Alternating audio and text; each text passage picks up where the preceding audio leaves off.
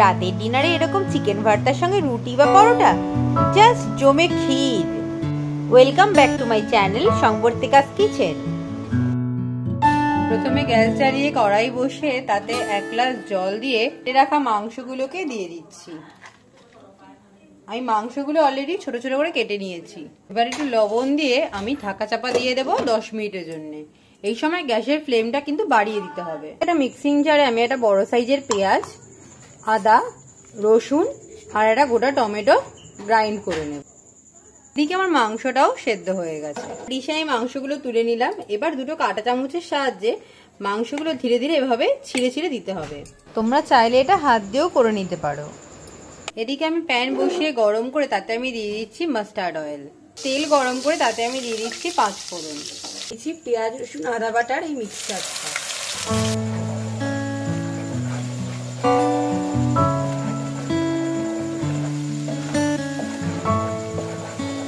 বাদাম আর একটু টক দই। এদিকে পেঁয়াজটা খুব ভালো করে লাল করে ভেজে নিতে হবে। পেঁয়াজটা থেকে তেল ছাড়তে শুরু করেছে। এবার আমি এর মধ্যে অ্যাড করে দেবো বাদাম আর টক দইয়ের মিক্সচারটা।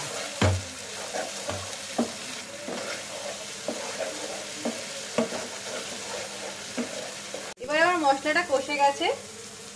গ্যাসের ফ্লেম কমিয়ে এখানে গুঁড়ো মশলার মধ্যে আমি দিয়ে দেবো হলুদ গুঁড়ো, জিরের গুঁড়ো আর সামান্য ধনের গুঁড়ো, কাশ্মীরি লঙ্কার গুঁড়ো।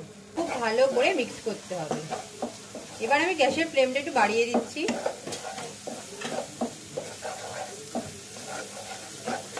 মশলাটা কষানোর জন্য কিন্তু আমি এখানে জল ব্যবহার করব না। আমি এখানে মাংস সেদ্ধের যে স্টুটা ছিল সেটাই ব্যবহার করব।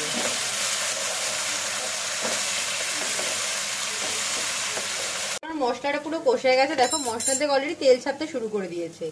এবার আমি এর মধ্যে দিয়ে দেব সেই মাংসগুলো। এবার গ্যাসের ফ্লেমটা বাড়িয়ে একটু এটা মিশিয়ে নিতে হবে।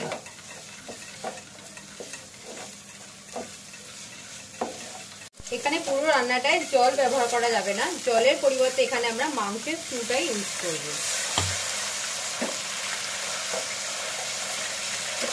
এবার এতে আমি একটু জল দিয়ে ঢাকা চাপা দিয়ে রাখছি। এর মধ্যে দিয়ে দিচ্ছি 2 চামচ মতন ফ্রেশ ক্রিম। আর দিয়ে দিচ্ছি এখানে 2 চামচের মতন বাটার। এটা খুব ভালো করে মিশিয়ে নিতে হবে।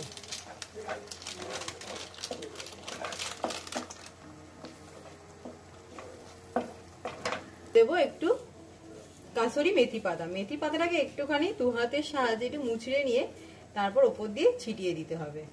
এখানে একটা ডিম সেদ্ধ নিয়ে ডিম সেদ্ধটা আমি এরকম ভাবে কুচি করে ওপর দিয়ে ছিটিয়ে দিই। এটা হালকা করে একটু মিক্স করে নিচ্ছি। এবার গ্যাসের ফ্লেম বন্ধ করে আমি ঢাকা চাপা দিয়ে রেখে দিচ্ছি। ব্যাস এবার রেডি আমার চিকেন ভর্তা। ভালো লাগলে অবশ্যই সাবস্ক্রাইব করতে ভুলবে না কিন্তু।